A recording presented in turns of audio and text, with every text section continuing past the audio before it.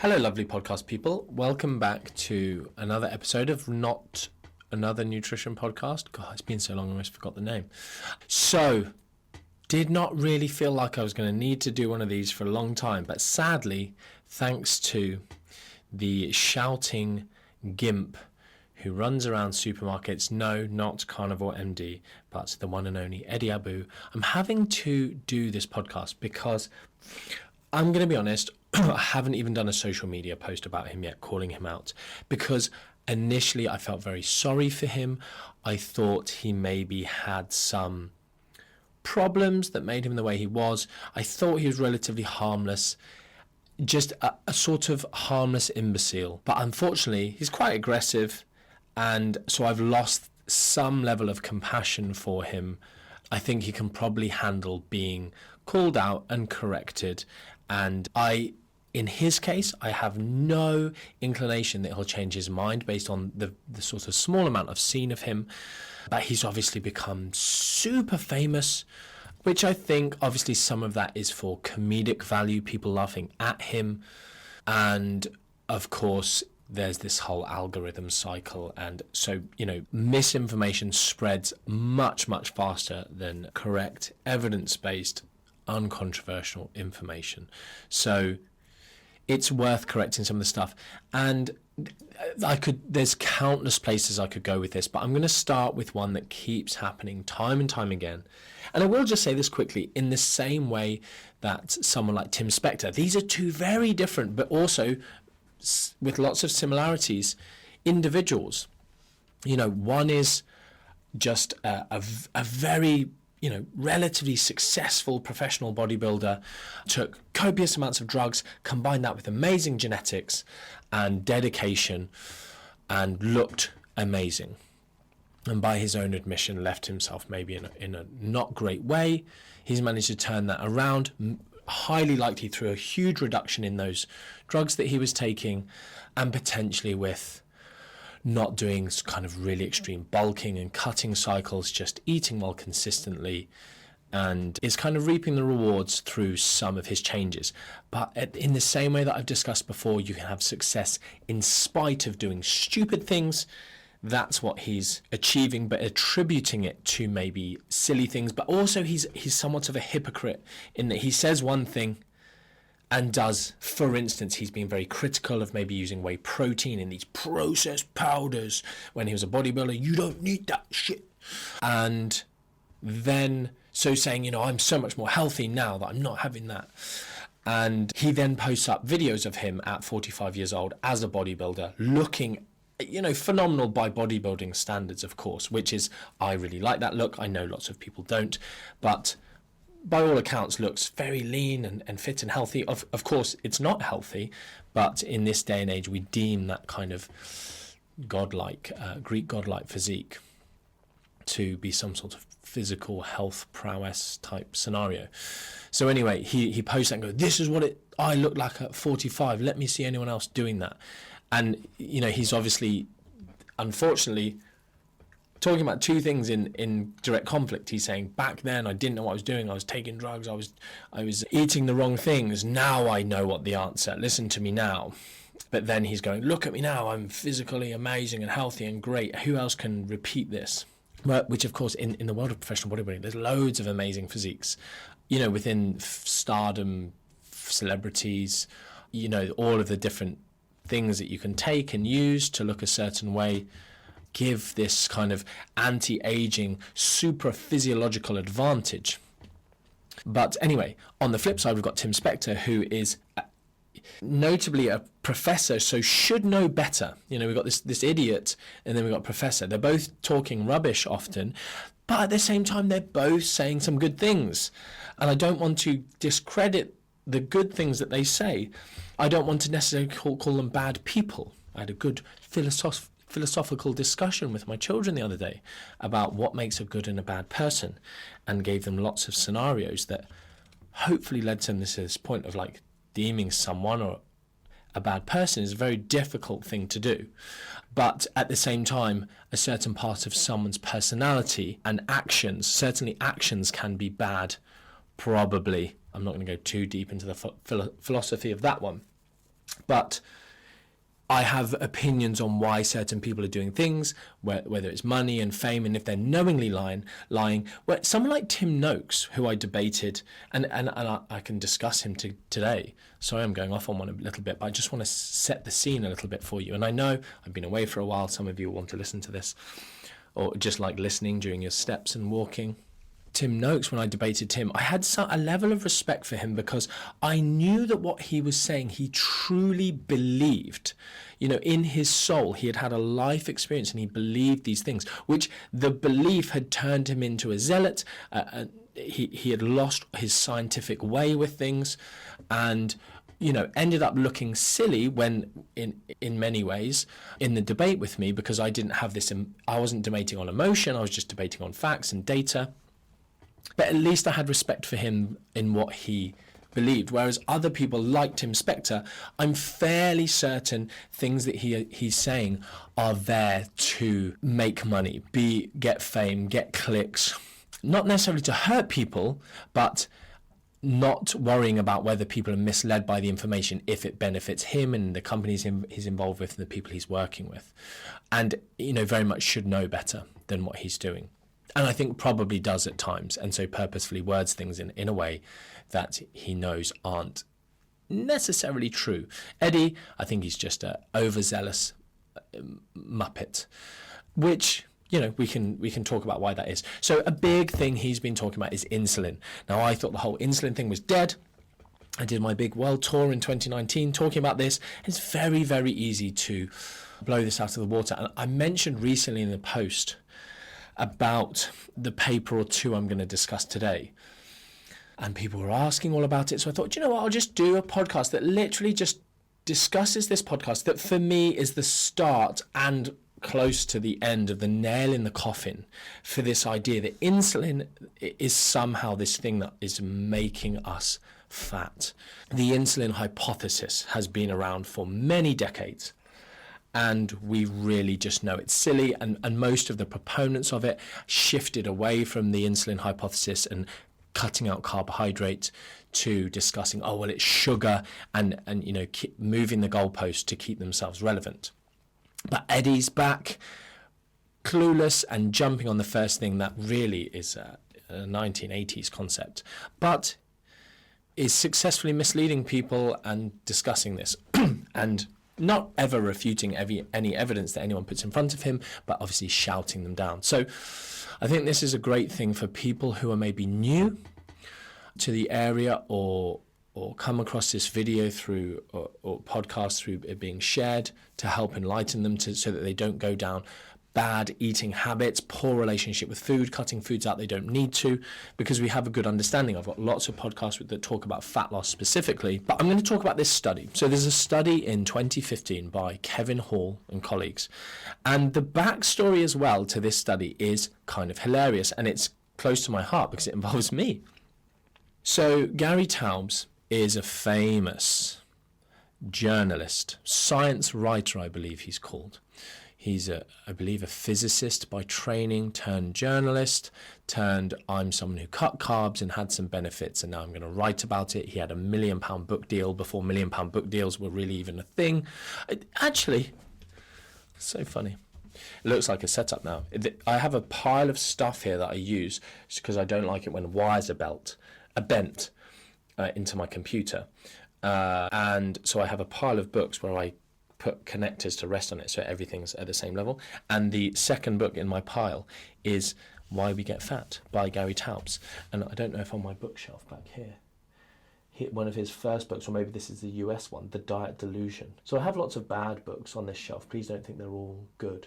But actually most of them, some of them are amazing, some of them Paleo Solution, not great.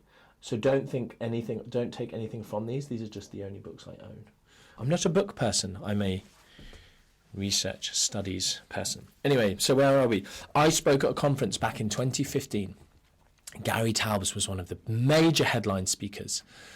And I sat with Gary at lunch and with Alan Aragon. And we sat on a little high table and there was a buffet lunch. And it was hilarious because it was mostly fit pros. This was the Epic Fitness Summit and something like evidence-based practice and some international conference. I don't know. And the only things he could put on his plate was like a couple of bits of wafer-thin ham and like a bit of cheese. And maybe there was something that he had, like a cracker or something, but he didn't eat it. I distinctly remember that. Anyway, I sat with him and discussed the fact that he truly believed that cutting carbs was the only way that anyone could lose fat and controlling insulin. And I said, obviously, you're a fantastically clever individual. Physics, you understand the laws of thermodynamics. I don't understand how your brain's fallen out on this particular subject. I said, he started talking to me about his diet, talking about how many calories roughly he ate. And the fact that he didn't really count calories, I don't believe. The fact that his brother was different from him. Lots of discussions. But essentially I said to him, so let's say you are eating 3,000 calories a day, very low carbohydrate. You swap that isocalorically for a 3,000 calorie but higher carbohydrate, lower fat diet. What do you think would happen? And he said, I know what would happen. I would gain 10 pounds of fat. And I said, what makes you think that? It's so incorrect. And we have countless studies that show that that wouldn't happen. And he said, I know it to be true. And I said, how do you reason that the numerous studies, which he knows about, all of these studies that, I said, fat loss is about creating an energy deficit. It's when there's a negative fat balance in the body, you are oxidizing more fat than your body is taking in or storing, or, we know the conversion of carbohydrate to fat is very, very, very, very, very small. So really it's the fat that we eat that's getting stored as fat. But obviously eating more carbohydrate can promote us storing dietary fat as fat. I have a whole podcast on that. I'll link it in the show notes, actually, just in case. You can Google it. It's called something like, hold on, I've got my laptop here. It's called something like, oh, why doesn't this work? It's called something like Why Carbohydrates Make You Fat, Not Another Nutrition Podcast. How carbohydrates literally can't make you fat. I can't actually see what episode that is, annoyingly. Why can't I? But you can go in episode 50, but I'll link it in the show notes. So anyway, I said we have all these studies, we know why this happens, we understand its energy balance. The studies show this time and time again with the isocaloric reduction in calories, low carb versus low fat, no one wins. And even studies where they just look at weight loss, not even body composition. Bueno et al., I can't remember the year, 2012, 2013. I'll link it in the show notes as always. But something like a statistical difference in the weight change of low carb versus low fat individuals. I believe it's a meta-analysis even. And the difference is significant. Low carb wins, but in weight, not fat loss. And secondly, the difference in the fat loss over 12 months of living a boring, restricted, absurd life is 0.9 kilograms, I believe. I think that was the value in that study. So, we discussed these facts, and he says all of those studies are flawed. And I said, what do you mean? And he said, the only reason anyone ever loses fat is because they reduce their carbohydrate. And I said, that's wrong. We have studies, it's high carbohydrate diet versus low carbohydrate diet, high fat, calorie deficit. And he said, yes, but in the low fat, high carb groups, as a result of a calorie deficit, i.e. reducing calories from that group, inevitably their absolute intake of carbs goes down. So they may be eating 350 grams of carbs a day just to get a deficit. In these studies, they tend to reduce carbs and fat to get to the deficit. But in the low carb group, they reduce all carbs and don't really worry about fat, and even sometimes increase it.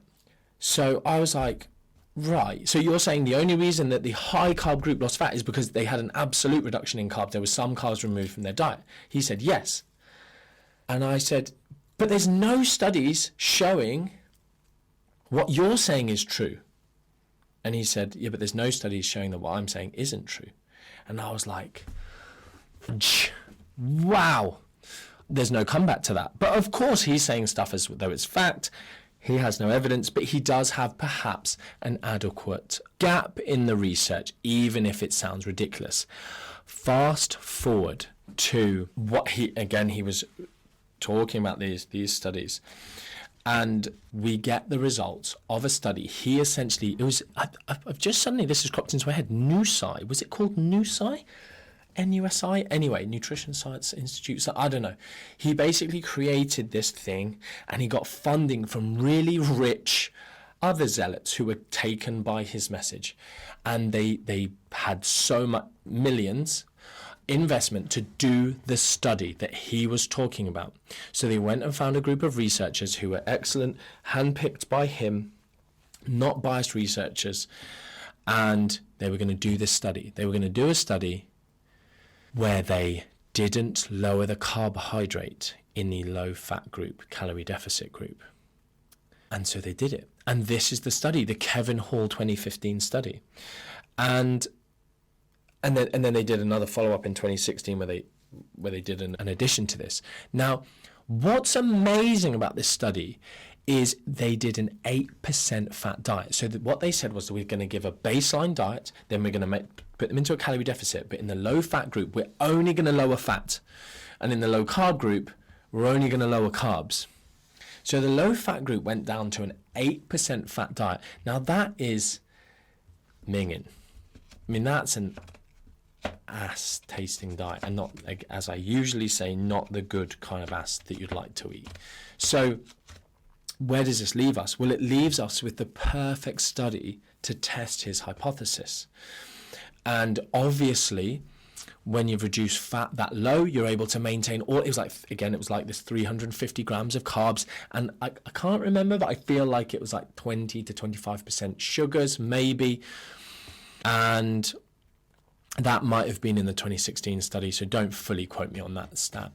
And they had a situation where in the low carb group, they had a dramatic reduction in insulin, fantastic, and a significant increase in ketone bodies. And on top of this, they used really, really accurate methods for measuring body fat. And even better, they used the most accurate method for measuring fat balance. So when you measure body weight, it could be anything you're losing from. When you use body composition, there are obviously errors inborn within that, the estimations, because we're not cutting people open and actually measuring the amount of fat. There are errors, there's estimations. Whereas when we measure the exact amount of fat going into a system and the exact amount that is being oxidized, burnt out, coming out of the system, we can do a simple subtraction exercise to go, there's our answer in grams. So they did this study, and you can just imagine Gary Taubes, this super famous seller. I mean, he had a breakdown after this study, as you can imagine, because I'm not going to say all of this and be like, oh yeah, he was right. By the way, guys, I've known this since 2015. I've just been making it up. No, so the study insanely showed. The study actually didn't even show that he was wrong. It showed that he was ridiculously wrong. So what the study showed was, obviously, when you take all of the carbohydrate out of someone's diet, or a lot of the carbohydrate out of someone's diet, we naturally burn carbohydrate when we are eating a lot of it. And so there's something called the respiratory exchange ratio, which we can measure and tells us how many carbs or fats we're burning. There's lots of dumb, do you know what, I'm going to make a note. I still haven't done. I get offered these biotechnology things on Instagram all the time. People going, do you want to like be an influencer and we'll give you some money and you talk about our product? I'm like, you trust me, you do not want me talking about your product. Do you sometimes think like, yeah, pay me money and I'll review your product and then I'll give an honest review? But that also doesn't sit ethically with me. It's a bit like when someone offers to buy you a drink because they want, and obviously knowing that they want to bang you, and you go, yeah, and then you don't bang them. When you should just go, no, I'm okay, thank you, because I understand what that gesture means. Anyway, that will set some whatever's off, snowflakes off, and obviously, and probably make some of you judge yourself. But I'm not judging you. I'm just saying something to consider. This is a tangent. So back on topic. In the study, you respiratory exchange ratio, you burn those things. God, where did I go? How did I get to that? You take a drink, ethically, those biotechnologies, we're back. Respiratory exchange ratio, we can measure that when it's closer to 0.7, you're burning more fat, 1 is carbs. But with burning carbs, you take the carbs away, you keep burning the carbs, you've got to get them from somewhere, and we'll take them from our body stores. Now, that's what happened in this study. There's a little bit of a lag time where the low-carb group kept burning carbs before they switched over to burning fat. And these things happened in tandem at the same time, but obviously we've lowered them so much that remained at a slightly higher level, so we dipped into glycogen levels. It's one of the reasons we see water loss in lower carb diets very early on, and then it kind of stagnates a bit. But what happened during that time is the very high carb group in a deficit with very, very low fat. Once they had burnt all their carbs for the day, they switched and were burning fat. And so they, very high carb, that we're storing some of that and as muscle glycogen. So muscle glycogen would have been maintained much more. So they're going in the postprandial state, post-absorptive state, going into burning fat, and bam, they got a little bit ahead, a few grams ahead in fat burning. So the conclusion of this study was, I'm going to try and find out my laptop, but the conclusion of this study was literally something like, well, no, the title of the study is like calorie for calorie. A low fat diet is better than the low carbohydrate diet, but it's only it's not. It's literally a few days different. The takeaway from this study is there's absolutely no difference. This study has wiped the floor with this idea you need to control or lower insulin to lose body fat. It is not the case. It's also just worth saying at this point that we have data. Insulin is sort of, where this comes from is when you eat carbohydrate, you raise your insulin levels, and that is a substrate oxidation switch. It tells us like a fuel selection switch that goes, oh, you've got glucose in your blood, that's not really good for us to be there. Let's burn that off and store some of it so we can go back to burning fat. And it's a normal process. But in that normal process, and if you believe in I guess, I mean, it doesn't matter what you believe in. If you believe in evolution or you believe in the perfect creation in the image of God, we're designed or made or evolved really, really flipping well to eat these foods that we've been eating forever for the last 2,000 years, 4,000 years, or 4,000 millennia, and we can handle eating carbohydrate from berries, honey, all these different foods, anything with carbohydrate in them, potatoes, tubers, potatoes with very, very high glycemic index, obviously. And we release insulin, and it's the perfect marrying of our physiology with our environment to keep us all well and good. So, where was I? We have this scenario where we are showing that you don't have to reduce insulin. But what's more is we have data to show that actually our body responds to that insulin because it's learnt over our evolution, or whatever you want to believe, that signals feeding. So we get this response, and the response is actually an anorexigenic effect, a satiating effect, I'm fed, I'm being fed effect. So people go, insulin makes you hungry. It doesn't. But even the likes of Tim Spector and Glucose Gimpes and I should be saying Dim Nectar, shouldn't I? Dim Nectar and Glucose Gimpes and all these other people saying we should manage and control our blood glucose and our insulin and all this. Just ignore this data. The fact that you eat a potato, it does spike spike, quote unquote, your insulin levels. It spikes your glucose, it spikes your insulin. But actually, if you look at something called the satiety index, and I'll link you to some of these papers that show insulin is a satiating hormone. There's a really good one. There's a couple of good ones. One is a bit older. I think it's like a 1996 study. I can't remember. There's an H. Flint, maybe. I think the Flint paper is an Arne Astrup study, a really cool nutrition researcher from Denmark, and he's done loads of cool work, and I'll link you to those studies, but essentially showing these things that relate to what I'm discussing here about the satiety index. And actually you release the insulin and it's sending these signals to your body, and potatoes are one of the highest, if not the highest food on the satiety index. It kind of doesn't make sense. I get it. I get the cognitive dissonance that creates for you. It's same for me. But again, when you look at the cultures that don't have any diabetes, really any cancer, cardiovascular disease, maintain the body weight through their lives, they eat so many types of potatoes, tubers, potato flour, this sort of stuff. But anyway, I think we're kind of quite anti-potato sometimes. In the West, maybe because we turn them into crisps and chips and add, process them, add fat to them, make them more calorific, make them more palatable. Anyway, so this study, it really just blows the insulin hypothesis or any idea that you need to lower insulin. This study showed categorically you do not need to lower insulin to lose body fat. And the difference was really dramatic. So there you go. I didn't actually mention the 2016 paper, but I don't have any notes on it. But essentially, it took this a step further. The diet in this study was 8%. The 2016 paper then dropped it down to 6% or lower. Ketogenic diet, ramped ketones through the roof, even, significantly higher, even in this study. So that this whole, they were fat adapted, maximally fat adapted, and, no greater fat loss. What I will say actually in that study is there is an idea. One of the parts of the insulin hypothesis is that there's a metabolic advantage. So essentially, ketones will increase in your urine. So you're essentially excreting more energy. And they do go up measurably. Urinary ketone excretion, beta hydroxybutyrate levels go up. But it's to the magnitude of about less than 15 calories per day increase.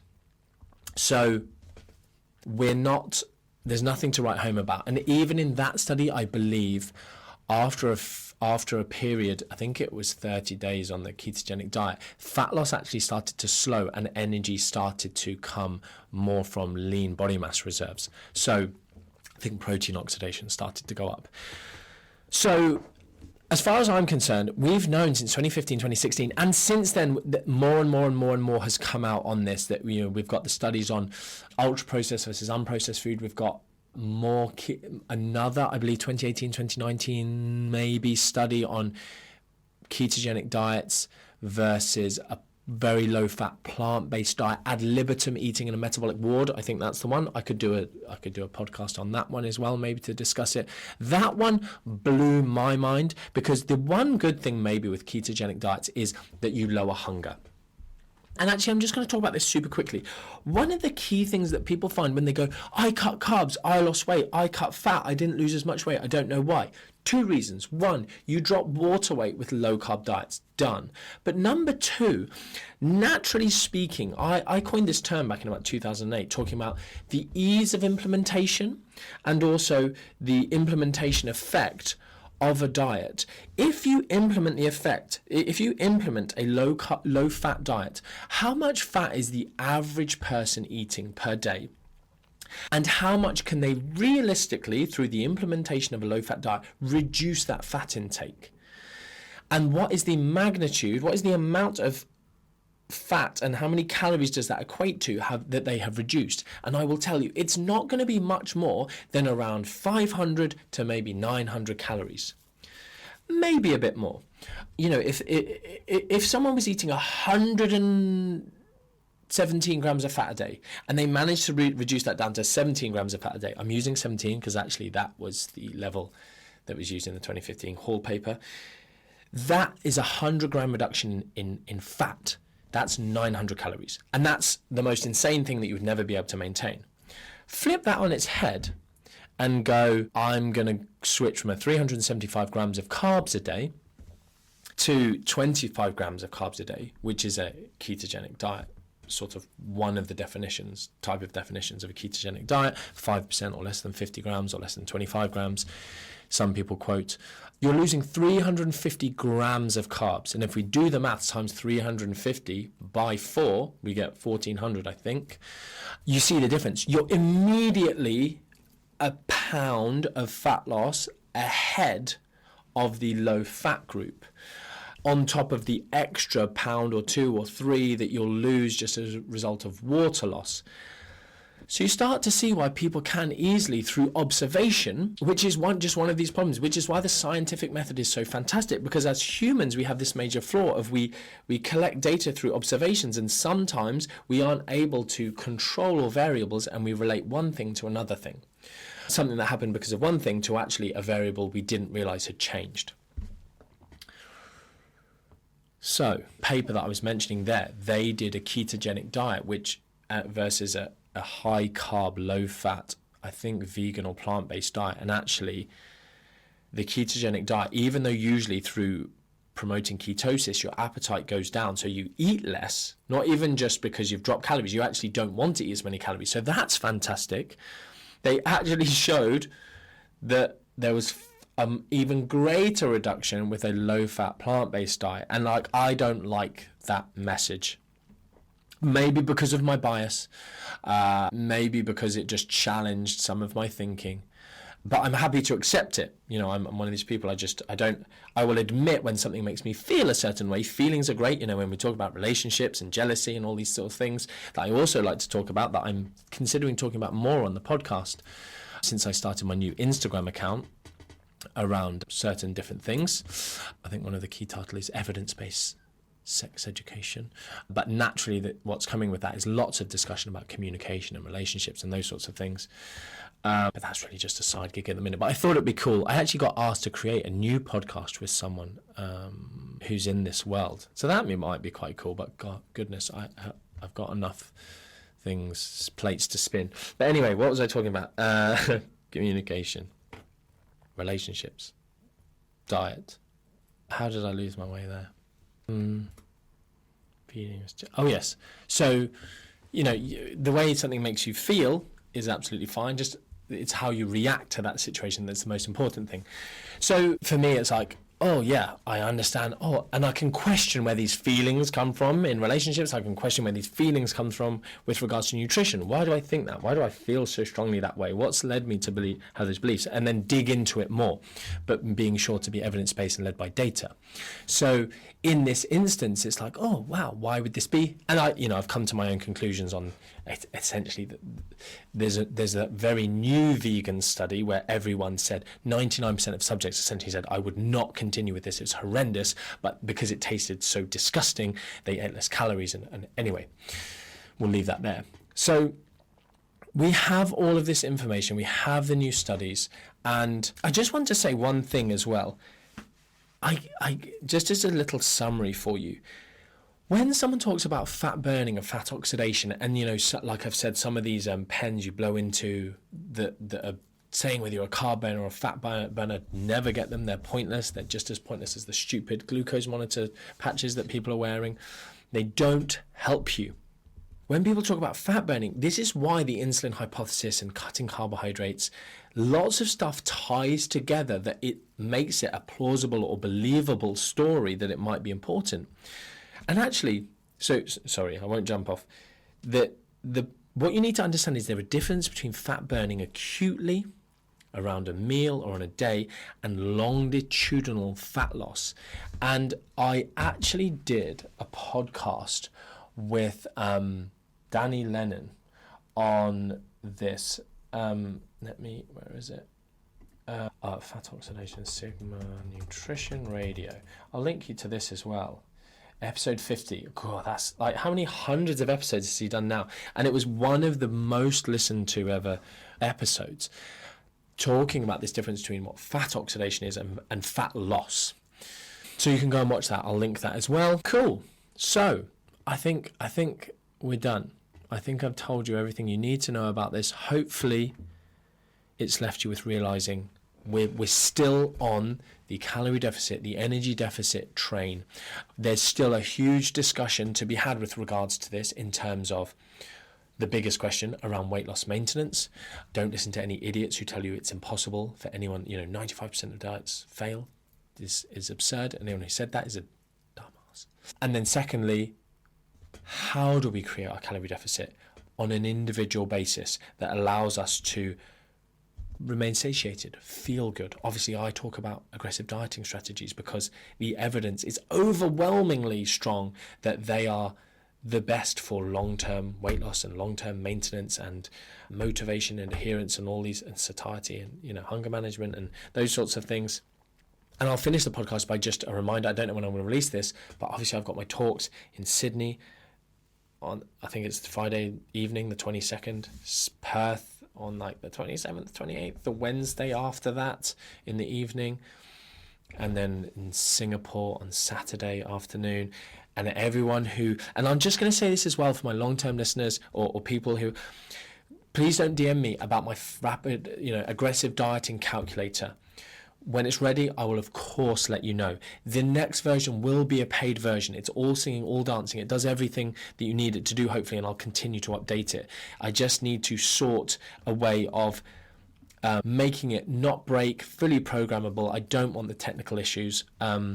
But it's going to do all of these things. You'll be able to understand where you need to sit if you want to definitely retain 100% all lean body mass, where you need to sit if you want to maximize fat loss and probably likely maintain all of your muscle, or where you can go to if you want to eat less calories than those figures, where muscle loss or lean body mass loss maybe becomes an issue, and what that will do, then how often you might now need to have to refeed, aggressive refeeds or diet breaks, and then also the magnitude of those. So how many grams of carbs you'll need to eat and how many calories you'll need to eat, and also for how many days you should maintain that before going back into an aggressive deficit. So my seminars, everyone who comes to the seminar will get that new All Singing, All Dancing calculator as part of attending, but I will also, once I can release it out to the world in sort of digital form, I will make that known and you guys will be able to purchase that. And I'll probably also be creating some resources to go alongside it, and probably long-term, no, I'm not going to say that, but other stuff. But I would suggest, especially if you're a coach or someone wanting to do this aggressive diet yourself, come to the seminars if you can make it. I will also be doing one of those in the UK and one of those in the US, maybe a couple in the US because the US is so frigging big. And of course, people will be like, what about Canada? I'd probably try and do one in Canada. And what about South Africa? I don't know. The problem for me is volume. Plane tickets are flipping expensive. Hotels are flipping expensive. And also, people are busy and in funds.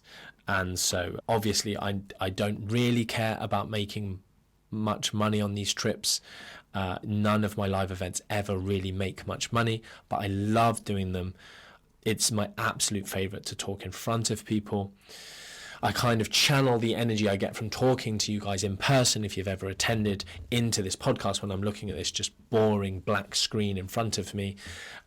But as well, always make it an enjoyable event. Always stick around for further questions. Go off topic if people want. We obviously always have a social element, and I am very, very happy to just talk more and more and more about nutrition and people's goals and people's businesses. That's another thing as well with the seminars. I will touch on as well how people can use this as part of their coaching businesses, their nutrition practice. Obviously there'll be some MNU certified nutritionists who will come along to this who are really looking to implement what they've done on MNU.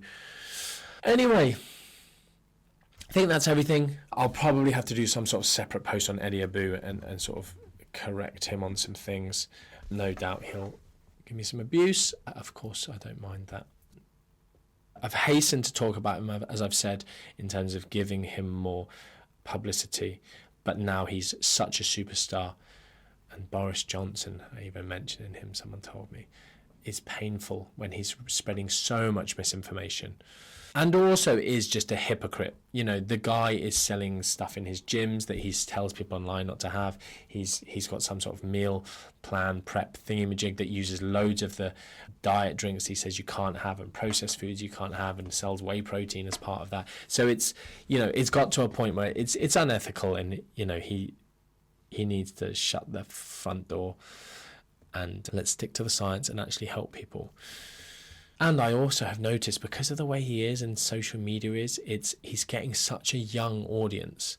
And it's good. We've not had anyone like him for so long. I feel like there's been more niches. He's becoming such a bit of a household name, isn't he? And it's insane. And some of the really bad miseducators have fortunately died. Are you allowed to say that? I don't care. And they're no longer out there misleading people. And even some of the people who are misleading and talking BS, you know, I've personally called some of them out, and they've pivoted their businesses and messages. You know, they've obviously made their money and got their following and pivoted, and people have forgotten all the shy that they were talking about body typing and gluten being bad, and everyone should be eating paleo, and you can't consume dairy, and hamstring flexibility being important for fat loss. Goodness me, it's insane, isn't it? That's a lot of those about one person, but there are other people just like him. Anyway, I'll leave it there. Until next time, much love. Do let me know if you listen to this. Do let me know if you have any other suggestions. Let me know that you're still listening.